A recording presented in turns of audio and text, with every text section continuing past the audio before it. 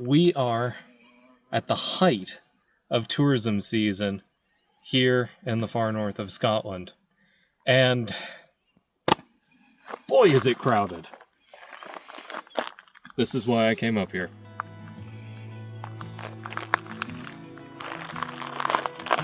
We're living in a screensaver. Can you believe this? And it's so quiet.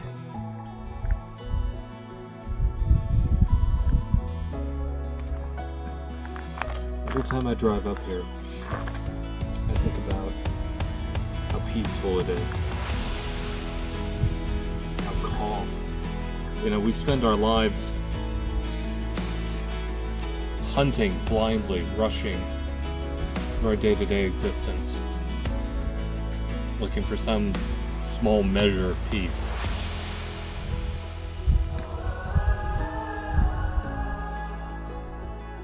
I think I finally found it.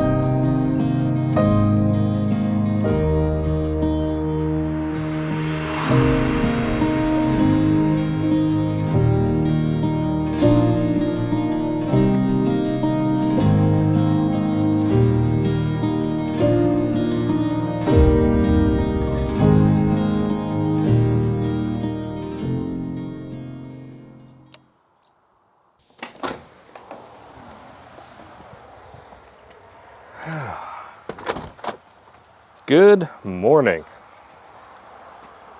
It is staggeringly beautiful up here today.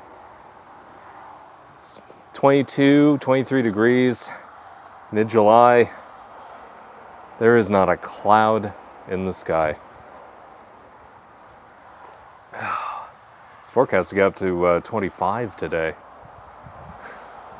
Now, obviously I have to point out that this is a bit of a double-edged sword, because as the temperature increases, let's be frank, it's due to global warming. This is a drought year, so there is water scarcity throughout parts of the UK. Hosepipe bans going into effect, that sort of thing, if you can believe it here. In addition, as the temperature goes up, the risk of fire increases dramatically. Virtually all of Scotland is under an extreme fire risk right now. But it's hard not to be emotionally moved by standing out here, looking at this scenery, feeling a gentle breeze on your face. And it's just the most vibrant colors I've ever seen in my life. Ever. It's unbelievable. I'm trying to think of a visual metaphor to explain what it's like experiencing this right now. And I want to point out the colors are as vivid as you see them. I'm not messing with anything in post. The only way that I think I can explain this, it's like childhood. You remember when you were a kid and all the colors were a little more vibrant and the sounds were sharper and The smells are a bit more intense. And you don't realize it's gone until you've grown up and the world is colder, a bit more flat, dull, gray. And you long to experience the sunlight on your face one more time. That's what it's like. This is like childhood again. And I had to travel halfway around the world. I had to go to the other side of the planet to find it. And it's here. And granted, global warming is one of the reasons why I moved up here. So as the climate bands shift, you're going to have more people moving further away from the equator, closer to the poles. So I figured, well, I better make that move now before I get priced out of my ability to do so. So if you have a mental image of Scotland as this, frozen wasteland, no. Let me show you what it's like right now. So when it's absolutely beautiful like this, you gotta make the most of it. There's plenty of time during the inclement weather and the winter months to stay indoors. When the sun's out, you gotta get out. Take a look at this. My God. Many people around the world dream of returning to the home of their ancestors, the British Isles. At the age of 45, I fulfilled a lifelong ambition and bought my dream home in the Scottish Highlands. My name's Jason, and I live in the far north of Scotland. This is my story. Welcome to the American Highlander.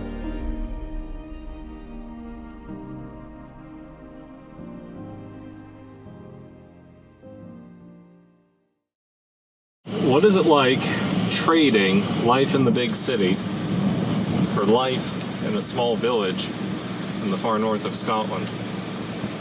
Well, I can tell you, it's absolutely brilliant. It is peaceful, it is calm, you feel your blood pressure lowering. There are very few problems in life that cannot be solved by a drastic reduction in the number of people you're crushed in with. Look at this. This is the main drag of my hometown. My life has not been an easy one. I was constantly bullied growing up. Like most of Generation X, I was by myself a lot of the time. And when I wasn't, there was violence at home. Nowhere was safe. I basically just withdrew into myself as much as possible. I learned to mask in social situations, running through pre-planned dialogue trees like a role-playing game. Over the decades, as life hits you in the face with one regret after another, I tried numbing the pain with drugs, with alcohol, with women. Frankly, I don't know how I'm still alive. When I was born, only 39% of the human race was urbanized. Today that number is 58%, and by 2050, it'll be 68%. That's abhorrent to me. What the world has taught me is that, frankly, I am happiest with minimal contact with humanity. I'm happiest living in a small, high-trust society. And I'm happiest when surrounded by nature. Ever since I was a kid, it's been like a post-hypnotic suggestion. Live in the rural UK countryside. Culturally, I feel much more at home here than I ever did in the US. It's taken me 45 years, but I managed to make it happen. For the first time in my life, I'm not in survival mode. For the first time in my life, I can breathe. And now, I'm determined to make every second I've got left count and take as many mental snapshots as I can. It's time to start living. Is there anything that I miss being in the Highlands? Not really. I mean, if you're in the middle of a major city, there's certain conveniences that you can avail yourself of. The most obvious is food delivery services. You don't get that up here. So, if you want Uber Eats, leave. Go away. You're not going to get that here. That said, maybe this is kind of a generational thing. I'm Generation X. I didn't grow up with these services. I remember living in an analog world, and frankly, to a certain extent, I miss it. If you can accept that you're not going to have Uber Eats at your beck and call, and that restaurant, dining options may be somewhat limited once you get outside of Inverness, you'll be fine. Seriously. And frankly, I haven't really noticed. If you manage to live up here, you are unbelievably fortunate. It is truly amazing. Let's head on up to the Struie Hill Viewpoint.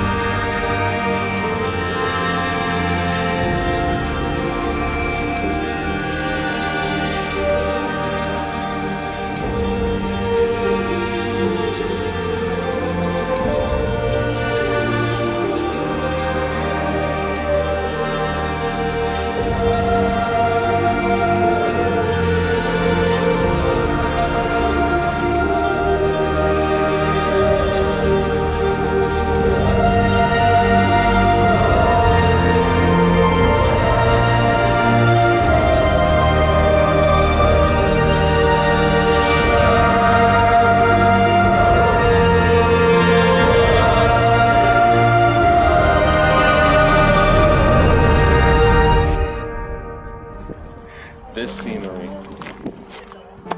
well, I don't really need to say anything, do I?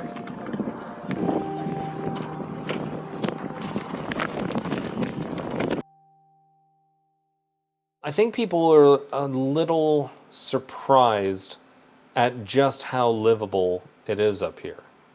Now, this wasn't necessarily always the case, but climate change has definitely changed the equation a bit.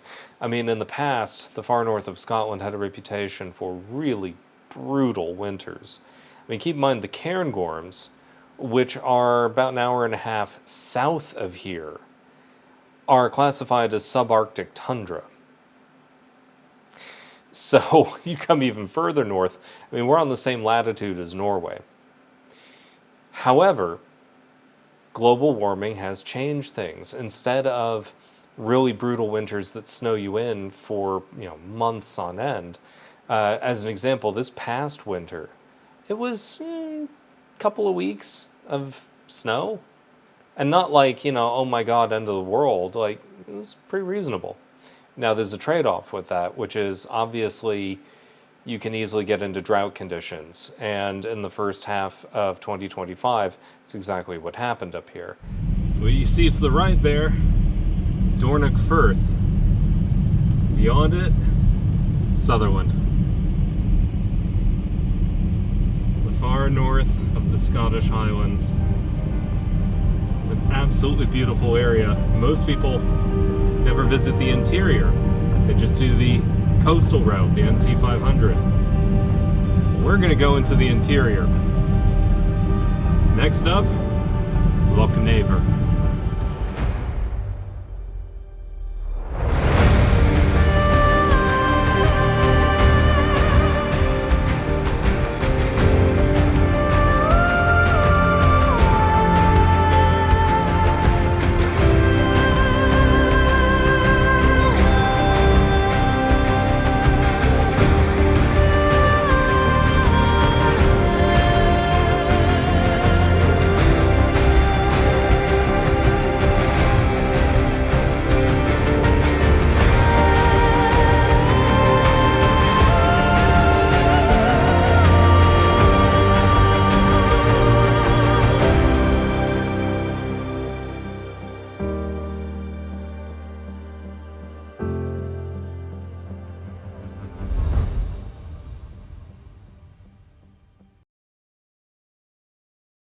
So this is the Donald MacLeod monument behind me, and it brings up something that we do have to talk about, which is the Highland Clearances. It happened. Yeah, we're not going to sweep it under the rug. Yes, it was a while ago, but the memory of it runs deep up here. So it's just something to be conscious of if you're visiting the Highlands, particularly up here in the far north. Just be aware of it. This is Loch Naver. Hopefully I'm pronouncing that correctly. The scenery here is just beyond gorgeous. We're in the heart of Sutherland, between Lairg and Tongue. And there's nobody here. We have all of this completely to ourselves. Some places just defy your ability to describe them. And the thing is, right now, it's almost 30 degrees here. Seriously, it's that warm. This has got to be the best kept secret in the UK. If heaven exists, some small part of it must resemble this.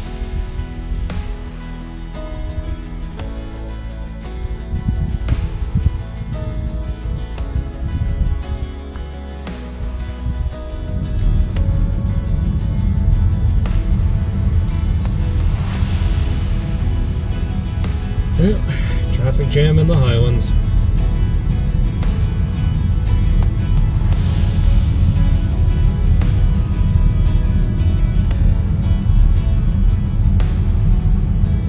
I think the thing that surprises people when they come up here is the sheer vast openness of it all. The big, wide open skies. The mountains that are impossibly tall, even though there are far taller mountains further south in Scotland. But the scale of everything just completely messes with your mind. And the solitude out here it's addictive. If you're looking for peace and quiet, you owe it to yourself to come up here.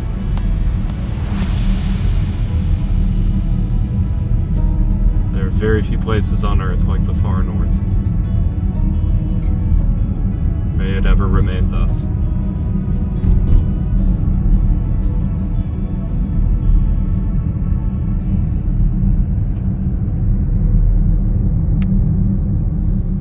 I created this channel so that anyone who's thought about living in the Scottish Highlands, even just as an idle fantasy, can get a look at it through the eyes of someone who's discovering it for themselves, asking all the questions that you'd want someone to ask if you were here. So hopefully you enjoy it, and until next time, thanks for watching The American Highlander. Take care.